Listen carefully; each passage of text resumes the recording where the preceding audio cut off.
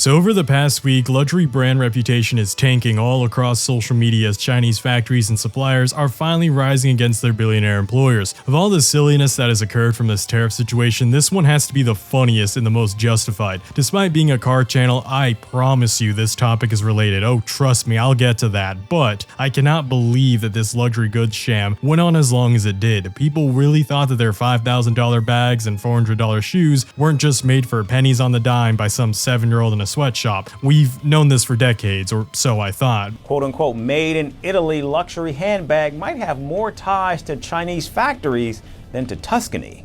More than 80% of the luxury bags in the world are made in China.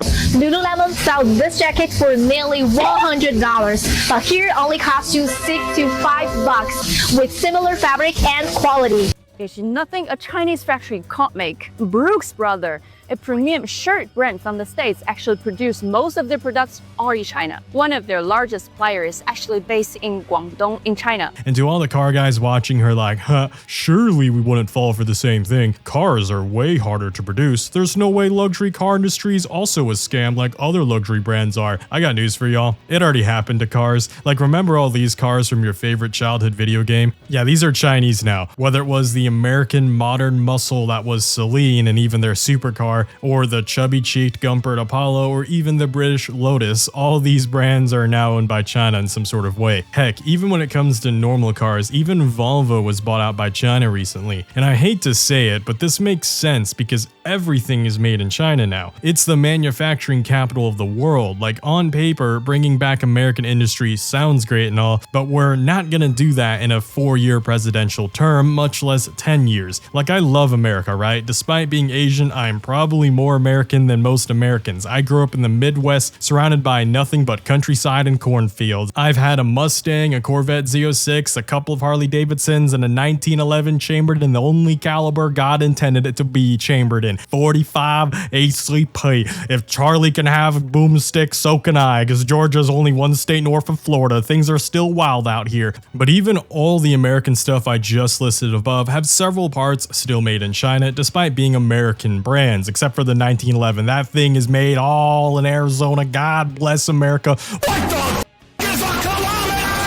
What the point is, are we the hypocrites for buying goods from China, or are all the American politicians and companies the real hypocrites for talking negatively towards Chinese goods and Chinese production, only to rely heavily on Chinese goods and Chinese production? Like, maybe don't get all your parts from China and move industry back to America first before starting this tariff war and making all of us average Americans broke. Like, y'all, I just beat cancer last year. I'm still getting over tons of medical debt, and just when I started to think that maybe I can save by year's end, this is the 2025 economy we're thrust into. I'm starting to think that I avoided a canonical event. It's my fault, y'all. My bad. I'll go back into the coffin real quick. Just kidding. We all know it was actually Harambe from 2016 that was the real anchor. Things haven't been the same since. Regardless, though, we are now thrown into this trade war of a situation that is 2025. But while we're here, we may as well continue to laugh at the silly illusion of luxury.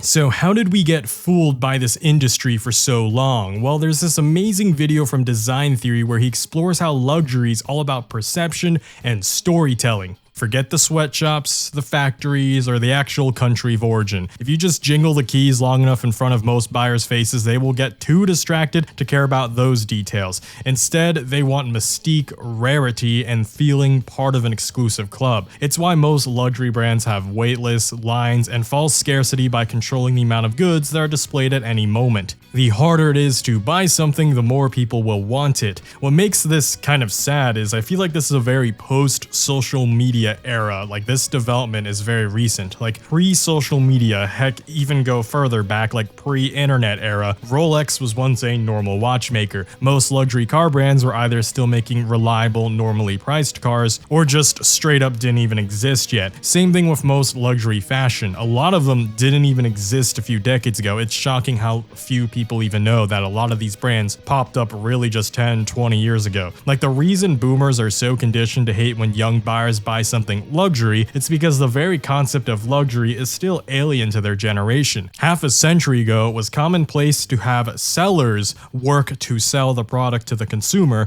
not have buyers prove that they are worthy of buying the product from the seller. The modern buyer basically has lost any sense of self-respect to actually realize when they're getting ripped off, to the point that they actually will line up to get ripped off. The modern clout buyer is essentially the biggest corporate cuckold to ever exist. Like, what kind of psyop is this? And speaking of jingling keys, since I primarily have a car enthusiast audience, before I dig deeper into the luxury fashion industry, let's briefly revisit the luxury automaker industry. Surprise, most luxury car brands are also cutting corners too. Like the Italian exotic brand Maserati has spent the greater part of 2 decades mostly just rebadging Chryslers and then overcharging them tenfold. Like, the whole rebadging a cheaper good into a luxury good isn't something that just happens with textiles or jewelry, it happens with whole ass cars too. So for the non-car people who are watching this video, you might be surprised to learn that. But yeah, it's like wine tasting. No one actually knows what they're doing, but everyone thinks that the higher the number, the better it must be. It was only until good old Daddy Doug and a few other car reviewers tanked Maserati's reputation with how ruthless their reviews on them were, and this got millions of people more aware of the fact that they were just Chrysler interiors, total lack of technology, and combined with unimpressive build quality. I will never stop dunking on Maserati because it's just too funny. Did you know that despite all the insane car prices from the pandemic, which if you somehow don't know about that, go check out my previous videos, I highly recommend it. Maserati was actually the only brand to not go up in value during the pandemic car surge. In fact, it actually went the opposite direction. Imagine being so undesirable that your car is dropping in value when every other car is going up in value. Even Subarus still went up 17%.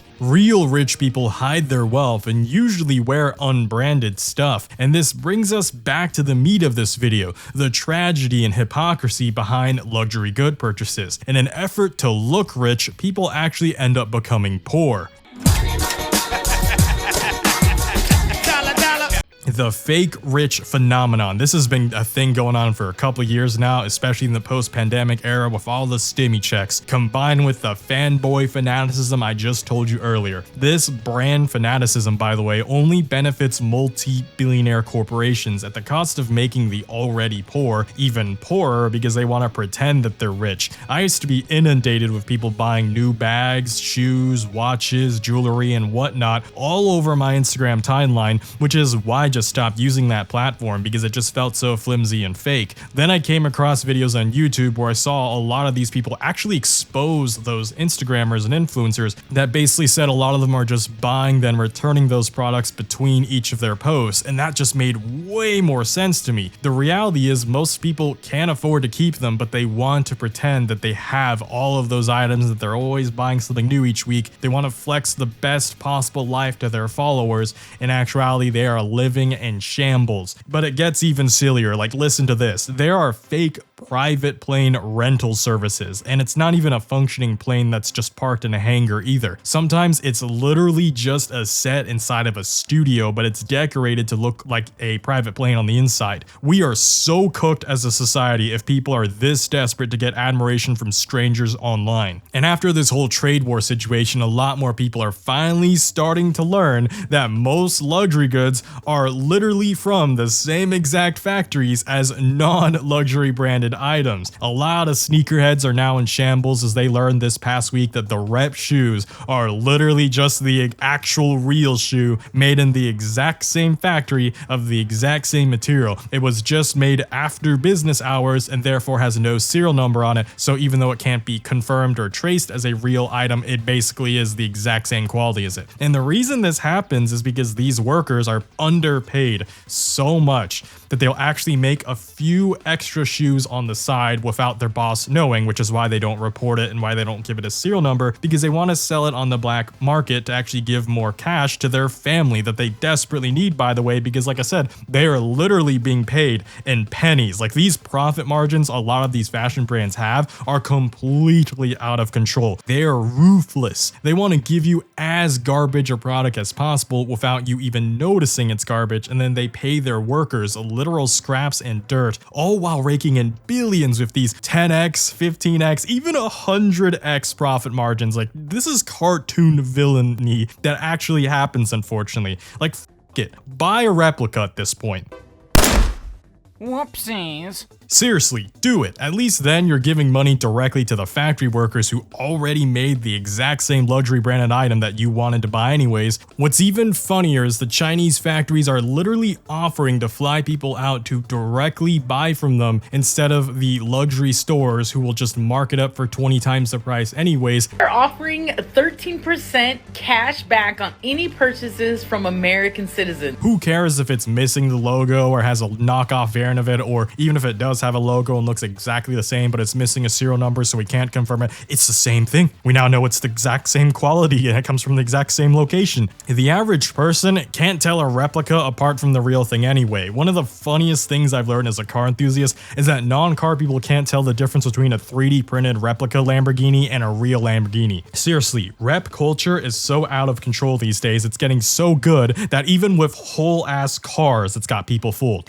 Do you really think that something as small as a rep Rolex or a handbag is going to get the scrutiny of the general public when the general public can't even tell a fake Lambo from a real Lambo? And yes, I know a watch enthusiast is going to be like, I can tell which Rolex is real. Cool. Don't care. Anyways, here's how to tell if your LED sign is cheap. Another reason I love reps is because they tank the value of the original items, since if they get too good, no one can tell them apart anymore, and that makes the original less sought after and therefore not something that's collected by rich snobs or wannabe fake rich flexers that you see on social media. This even happens with cars. Like, there used to be a point where the original Shelby Cobras were selling for $8 million and they were only being bought by rich snobby people who would just store in their basement forever and never actually drive them. So out of spite, many companies like Superformance and Factory 5 started producing replica Cobras but had better chassis, suspension than the original, and since it was technically an upgrade and they're only being sold for a mere 40 grand compared to, you know, 8 million, these replicas sold like hotcakes. Ford even reached a settlement with some of these replica makers regarding the trademark, and Carroll Shelby himself, before passing on, would sign several of these cars all across America at several car shows. Over 2 decades later, most Cobras you see on the road are actually replicas, but they're basically indistinguishable from the original, and that makes me happy, since that means Shelby's final wish of having these cars actually being driven on the road and enjoyed by enthusiasts and not stored away in some rich guy's basement would come true.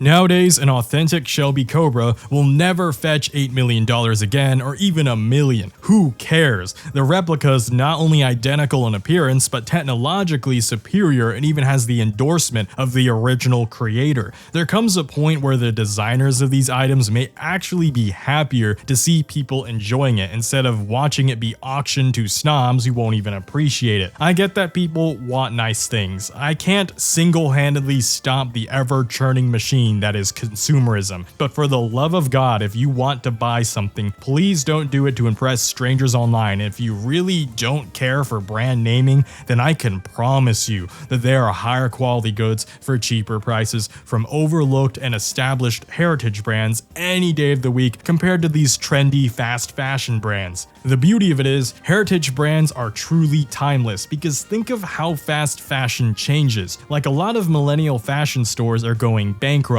like a Volcom, Billabong, and Forever 21, who recently filed for bankruptcy in March 2025. Like, how far is Gucci or Supreme from just disappearing someday? Like, will we even remember them 50 years or even 20 years from now? The reality is, when Gen Alpha and Gen Beta get purchasing power 2 decades from now, they will get to decide what is cool and what isn't. All of our Gen Z obsessions with Supreme, Chanel, Gucci, Lululemon, and whatnot won't matter 20 years down the line, which is why I personally never have bought into fast fashion and the fake aura of luxury it always had. The cheaply made, low-quality fast fashion luxury will rot and fade away, but the high-quality, well-made heritage will always stay. The very passing of time will never lie, because true authenticity endures. Anyways, thanks for watching. Like and share with your friends if they're a total sucker for luxury and they are a snob about it and you want to knock them down a few pegs. Yeah, definitely send them this video. Subscribe for more content, and I'll see y'all next time. Bladed Angel out.